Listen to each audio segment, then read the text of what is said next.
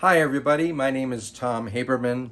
I've been a professional drummer and band leader for over 40 years. And my very first of those 40 years, first professional job was in the Michael Gerling band. Bass player in that band was a gentleman named Tony Markellis. I was a freshman at Skidmore College way back in 1980. Very green, had no idea who these guys were and why they wanted to play with me, and had a lot of technique and I overplayed a lot. And let's just say nobody wants to hear 10 years of drumming in one song, especially in the Michael Gerling band. So Tony took me under his wing. He was very patient with me, as was Michael, and really taught me a lot about the music business. Taught me about how to play in a rhythm section, to play simple, and to lay back on the time. Of course, I didn't know what a big deal Tony was at that time. And I began to think that something was kind of different because I'd do a gig with Michael, and a week later, I'd see Tony on The Tonight Show playing with some big name. So then I said this was a big time musician. So I was so fortunate for my very first professional experience to be able to play with somebody of Tony's caliber. He taught me a lot about not only the business, but a lot about how to play in a rhythm section and how to really understand your role as a drummer in the band, which opened up the whole world of how I listened to music. And I owe so much to Tony because he was the one that was so inspirational to me and was such a mentor and great teacher. Couple great stories. I remember in the 1981 Jazz Festival in the summer at SPAC, and Tony was playing with Kilimanjaro, and I loved that band. He used to go off and do these recordings, and I would listen to them over and over, and I became a big fan, and it was so exciting to see Kilimanjaro at SPAC, and then all these other big names were playing there with the Woody Herman Big Band and Chuck Mangione, and the list goes on and on. But Tony was so gracious because he gave me his parents' seat. His parents came to see Kilimanjaro and then they left. And he actually thought of me to sit and watch the rest of the Jazz Festival. And Tony came over, watched a couple of the bands with me.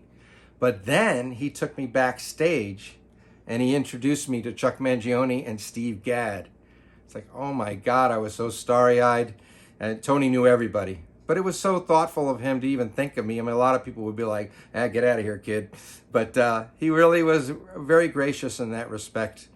And then after that, we went out to one of the, I don't know what bar it was in Saratoga Springs, and there was a pianist playing. I just thought it was a regular intermissionist playing in the background. Tony's like, come on, let's go meet this guy. And he goes, here, Tom, why don't you meet Teddy Wilson? As you know, the pianist was Benny Goodman and so many other great jazz artists. So it just was like so many great experiences, and a lot of my first introduction to all this had to do with Tony Markellis and Michael Gerling.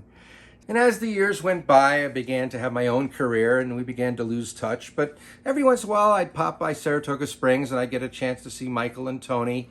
And I saw Tony many times playing with various bands around the New England area, whether it be Burlington or other areas, playing with all kinds of bands, and they were always top-notch and they were always inspirational.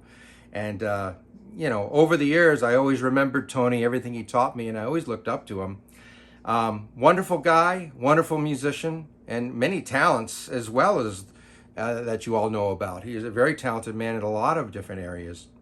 And then, as we lost touch, but then Facebook came out, and then we got back in touch again, and we were able to communicate, even though we weren't able to see each other. And he was touring with Trey Anastasio a couple years ago. He was coming through Phoenix, so we had planned to get together.